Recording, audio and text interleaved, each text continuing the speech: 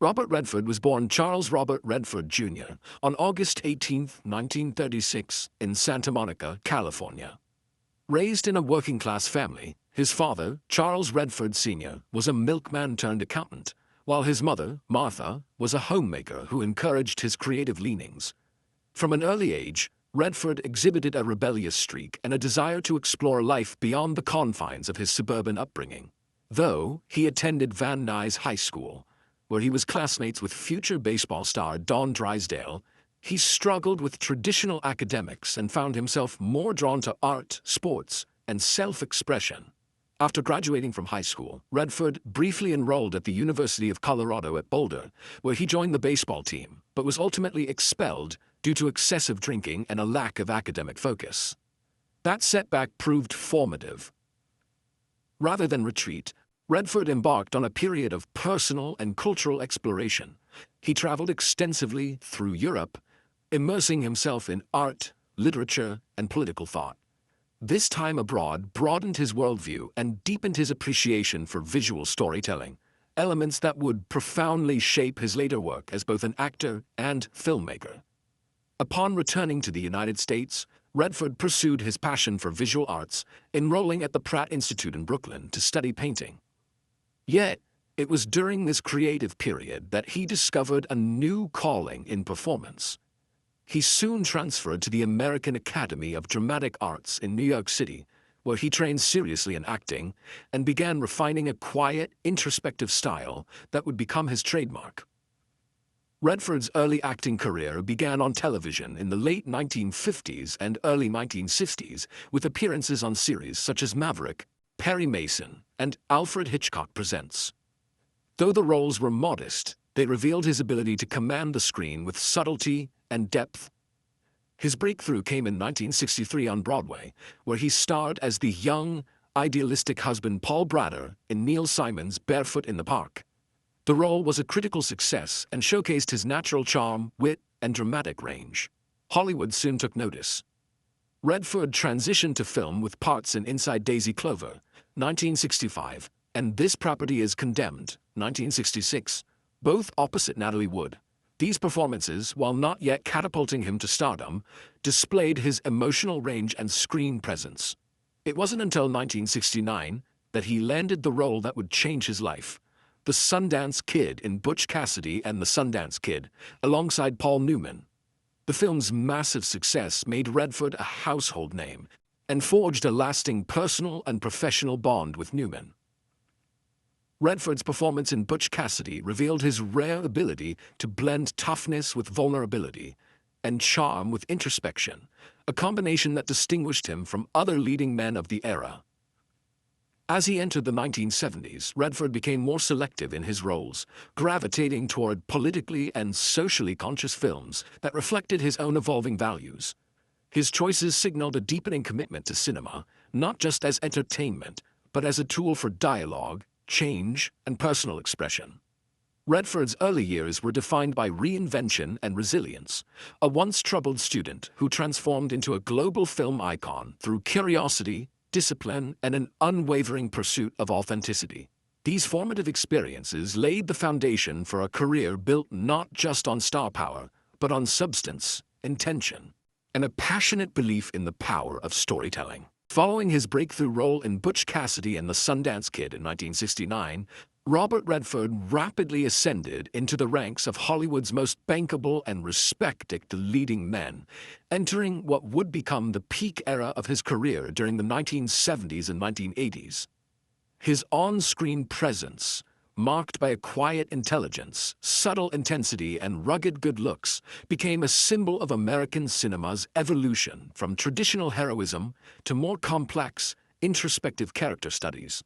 Redford's choice of roles during this time was consistently thoughtful and politically aware, reflecting a deeper commitment to storytelling that examined the soul of the American experience. In 1973, he reunited with Paul Newman in The Sting, a clever and stylish caper film that became a massive critical and commercial success, earning 7 Academy Awards, including Best Picture, and firmly establishing Redford as one of Hollywood's most iconic stars.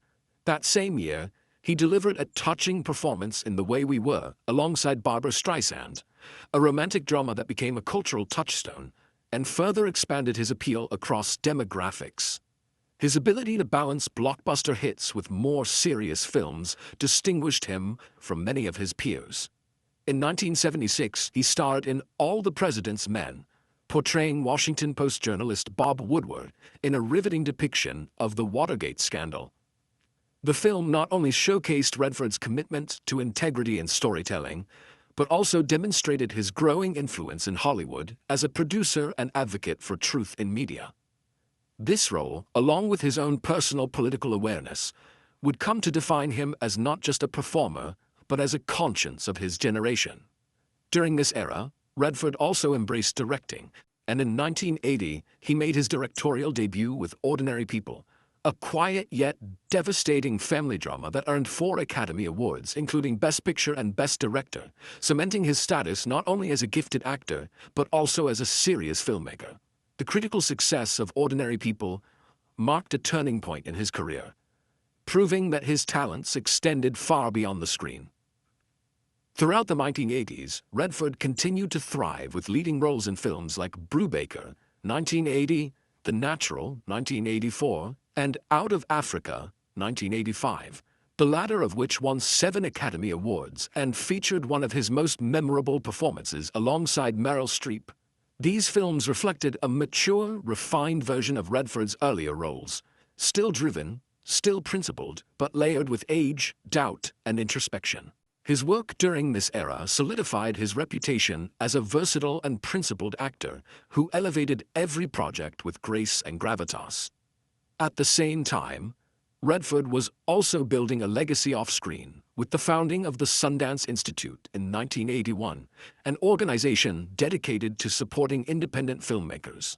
The annual Sundance Film Festival quickly became the premier platform for independent cinema in the United States, revolutionizing the film industry by providing a voice to fresh, often unheard perspectives. This bold move by Redford was as influential as any of his film roles, affirming his dedication to artistic integrity and nurturing the future of cinema.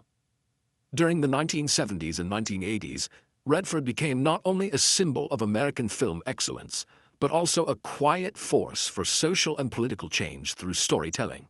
His peak years were not defined by one genre or one persona, but by a relentless pursuit of authenticity, courage in artistic risk-taking, and a desire to reflect the complexities of real life through the lens of cinema. At a time when many actors chose safety and spectacle, Redford leaned into nuance and meaning, and in doing so, he carved out a legacy that continues to influence generations of actors and filmmakers today. Despite his polished image and the deep respect he commanded throughout Hollywood, Robert Redford was not immune to the pressures, crises, and controversies that inevitably accompany a long and highly public life in the film industry. While he generally avoided the tabloid scandals that plagued many of his contemporaries, Redford's challenges were often quieter, but no less profound. In his personal life, he faced deep emotional trauma with the tragic loss of his first child, Scott, who died of sudden infant death syndrome at just a few months old. This heartbreak, which occurred early in his adult life, left a permanent scar and shaped his often introspective demeanor, influencing how he approached roles dealing with grief, loss, or emotional complexity. Professionally, Redford frequently clashed with the commercial expectations of Hollywood studios. As someone who valued artistic integrity over box office numbers, he often found himself at odds with executives who pushed for safer, more profitable projects.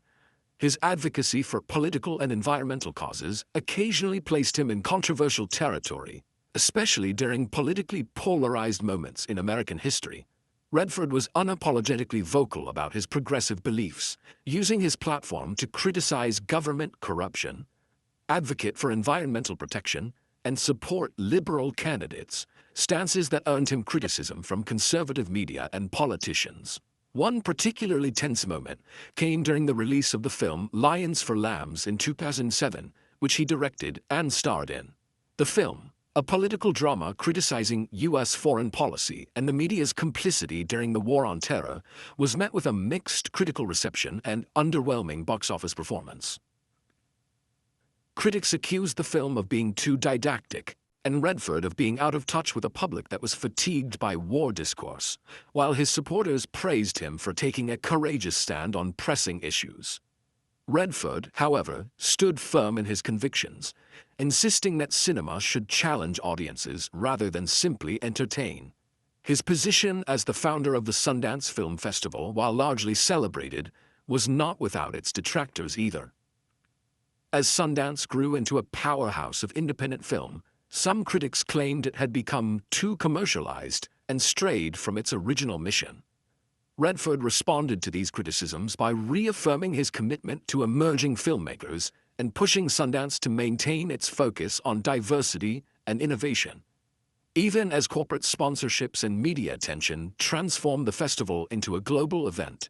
Additionally, his long resistance to the celebrity culture surrounding Hollywood often set him apart, but it also led to accusations that he was aloof or arrogant, claims that Redford rarely addressed publicly, preferring instead to keep his personal boundaries intact. He also weathered criticism for his sometimes strained relationship with the press, as he was known to avoid interviews and publicity circuits when possible, viewing them as distractions from the craft of filmmaking. While his private nature protected him from many of the personal scandals that befell others, it also created an air of mystery that some interpreted as elitism. Furthermore, as the political climate in the United States became increasingly divisive, Redford's outspokenness led to boycotts of his films by right-wing groups and backlash on social media platforms, especially in the digital age where public figures are constantly scrutinized. Yet, through all these crises and controversies, Redford never wavered from his belief that cinema could be a force for cultural and political dialogue. He used criticism as a catalyst, not a deterrent, and often responded not with defensiveness, but by doubling down on his values through the films he chose to make or support. In many ways, the crises he faced, whether personal tragedies, professional pushbacks, or ideological battles, only further reinforced his image as an artist of principle, someone whose integrity and vision could not be compromised, even when the world demanded silence or conformity. These moments of challenge did not diminish his legacy, but instead added texture to it, revealing a man who was not simply a screen idol, but a relentless seeker of truth, both in his work and in his life. After weathering periods of criticism, political tension, and personal sorrow, Robert Redford entered a powerful phase of creative and personal rebirth that reaffirmed his place not just as a Hollywood icon, but as a guiding force in American cinema. Rather than retreating from the spotlight or resting on the laurels of his earlier triumphs, Redford re-emerged in the 2000s and 2010s with a renewed focus on telling stories that mattered to him deeply, regardless of trends or commercial expectations. His later acting roles revealed a man unafraid of aging, portraying characters that reflected his own evolving wisdom and introspection. Films like All Is Lost 2013, in which he gave a nearly wordless performance as a lone sailor fighting for survival, demonstrated a mastery of minimalist storytelling and raw emotional power. The performance earned widespread critical acclaim and reminded audiences of Redford's exceptional ability to convey complex emotions without flourish. At a time when many of his peers had either faded from public view or leaned into nostalgia-driven roles, Redford chose challenging projects that spoke to solitude, mortality, and the human condition, topics that resonated with a generation of viewers aging alongside him. Simultaneously, he expanded his influence behind the camera and through the continued evolution of the Sundance Film Festival, which became even more pivotal in launching new voices in independent film. Redford's rebirth was not just personal, it was cultural. He helped usher in a generation of filmmakers whose work challenged norms and reflected diverse experiences, and he embraced the role of mentor and elder statesman with grace and humility. His decision to direct films like The Conspirator 2010, which examined justice and constitutional law in the aftermath of Abraham Lincoln's assassination, underscored his commitment to using cinema as a platform for thoughtful civic dialogue. Beyond film, Redford's activism, long a part of his identity, took on new urgency in this later stage of life. His environmental advocacy intensified as climate change became a more prominent global crisis. Rather than simply offering celebrity endorsements, Redford actively participated in initiatives, spoke at international forums, and used the reach of his media presence to push for legislative action. His rebirth, then, was not limited to artistry. It included a recommitment to citizenship, conscience, and legacy. He also found personal renewal in his relationships and in the serenity of his life in Utah, where he lived in relative seclusion, surrounded by nature.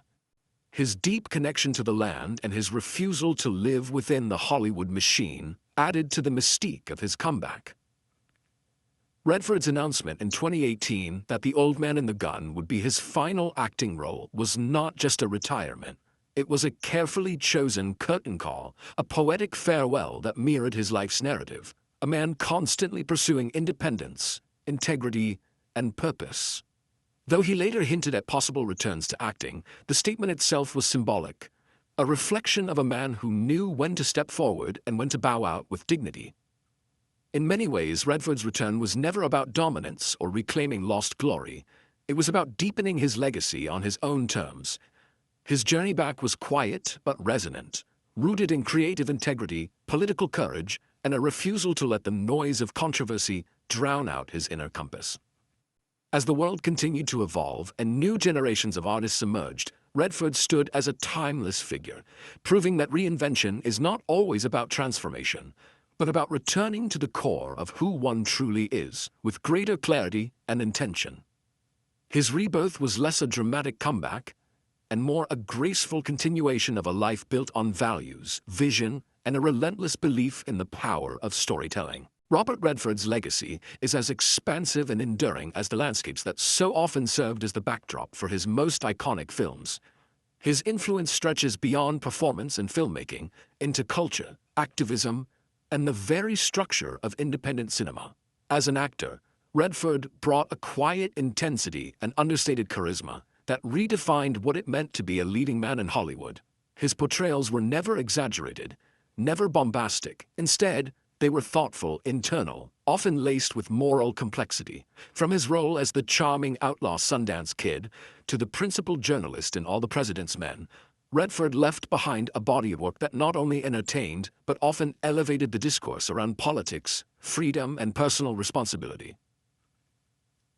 But perhaps his most lasting contribution is not as an actor or even as a director, but as a visionary builder of platforms for others. In founding the Sundance Institute in 1981, Redford changed the trajectory of American cinema forever. At a time when the industry was increasingly dominated by formulaic blockbusters, he created a space where independent voices, marginalized stories, and experimental visions could flourish. The Sundance Film Festival, what began as a relatively quiet gathering in the mountains of Utah, has become the most influential platform for independent filmmakers in the world. Through Sundance, Redford opened the door for countless directors, writers, and actors who would go on to reshape the film landscape. Filmmakers like Quentin Tarantino, Steven Soderbergh, Ryan Coogler, and Dee Rees all benefited from the credibility, exposure, and momentum that Sundance provided. This democratization of film, this willingness to hand the microphone to unknowns, may be Redford's most revolutionary act. It's one thing to achieve greatness. It's another to build an ecosystem where others can achieve it too. Redford's influence also extended deeply into environmental advocacy. Long before it became fashionable for celebrities to align with causes, Redford was investing time, money, and his public voice in the fight to preserve natural spaces, push for renewable energy, and combat climate change. His advocacy was not performative. It was rooted in decades of action, litigation, testimony, and education. His documentaries, speeches, and political lobbying reflected a profound connection to the earth and a belief that storytelling could drive both empathy and change. In many ways, Redford helped normalize the idea that artists could and should engage with the world beyond the screen. His ability to navigate politics and culture without diluting his convictions made him a rare figure in public life. Principled but not polarizing. Even in his late years, his presence remains steady and wise, a reminder of a generation of stars who believed that their careers had a civic duty. Moreover, Redford's influence can be seen in the aesthetics of modern cinema. His commitment to natural lighting, restrained dialogue, and morally ambiguous characters laid the groundwork for what many now call the indie film style. He showed that films could be quiet and still resonate, that they could be personal and yet universal. Younger filmmakers adopted not only his technical preferences, but also his artistic ethos that cinema should ask questions, not just provide answers. Redford's mentorship and leadership also inspired generations of actors and filmmakers to pursue their crafts with sincerity and social consciousness. His roles behind the camera, as a director of films like Ordinary People and A River Runs Through It, demonstrated an empathetic, character-driven storytelling approach that influenced many future directors, including some outside the realm of traditional cinema. His ability to capture human vulnerability with respect and restraint set a new standard for dramatic filmmaking. In the end, Redford's legacy is multifaceted: an actor who helped define an era, a director who brought quiet beauty to emotional pain, an activist who saw storytelling as a form of responsibility, and a pioneer who transformed the film industry from the inside out. He was never content with mere fame. He sought impact, depth, and transformation. Whether one sees him in a weathered close-up on screen or behind a podium at a film festival, Redford remains a symbol of integrity, authenticity, and vision. As time goes on, his influence will continue to ripple outward, not just in the films that bear his touch, but in the many voices he helped amplify, the causes he championed, and the belief he nurtured. That cinema can be both art and action, both mirror and window, both truth and possibility. Behind Robert Redford's composed demeanor, iconic smile, and enduring legacy lies a private world of profound personal sorrow, one that shaped his worldview and left an indelible mark on his inner life. Of all the achievements, honors, and accolades Redford has accumulated throughout his long and storied career, none have been untouched by the shadow of grief stemming from the greatest loss of his life: the tragic death of his eldest son, Scott Redford. Born in 1959, Scott was just an infant when he suddenly passed away due to sudden infant death syndrome, SIDS, a mysterious and devastating condition that offers no clear warning or explanation. At the time, Redford was still a young actor, trying to find his place in Hollywood. But this loss sent a shattering ripple through his entire life. The pain of losing a child is a grief few can comprehend, and for Redford, the wound never truly healed. He has spoken sparingly about it in public, not out of avoidance, but because the depth of the sorrow defied articulation. Those close to him have noted how the experience aged him in ways beyond years, infusing his work, particularly in roles that dealt with themes of family, regret, and loss, with a haunting authenticity. Films like Ordinary People, which he directed and which won him an Academy Award, delved deeply into the pain of a family coping with the death of a son, a story that mirrored the emotional truth of his own life. While not autobiographical, the emotional resonance of the film was undoubtedly drawn from the deep well of Redford's personal loss. That grief remained a quiet, steady presence throughout his career. Redford has described himself as intensely private, and some attribute that guarded nature to the need to protect himself from reopening wounds that never fully closed. In the years that followed Scott's death, Redford continued to be a loving father to his other children, but the shadow of that first irreversible loss always lingered. The memory of Scott became a silent companion, one that deepened Redford's compassion, strengthened his resolve, and perhaps softened his perception of life's fragility. This sorrow wasn't his only personal trial. In 2020, Redford suffered another devastating blow with the death of his son, James Redford, a documentary filmmaker and activist who died of cancer at the age of 58. James had been a bright light in Redford's life, not only a beloved son but also a creative partner and kindred spirit. The two worked closely together through the Redford Center, a nonprofit focused on environmental storytelling and impact. Losing James was another heartbreak, especially in the twilight of Redford's life, when such wounds cut with an even more piercing finality. These two losses, separated by decades but connected by unrelenting pain, form the emotional bookends of Redford's journey as a father and as a man. They represent the part of his life that fame could never shield him from, and that no award or legacy could soothe. And yet, in the face of such grief, Redford carried on not with bitterness but with grace. He continued to create, to support new artists, to advocate for the environment, and to speak truth to power, all while bearing the quiet burden of profound loss. That inner strength, that quiet resilience, may be the most admirable part of his long and complex legacy. It reminds us that greatness is not measured solely in achievements, but in how one endures the unbearable and still finds ways to give, to love, and to create beauty from pain. Redford's sorrow is not the defining note of his story, but it is an essential one. An emotional chord that plays softly beneath the melody of his life and career.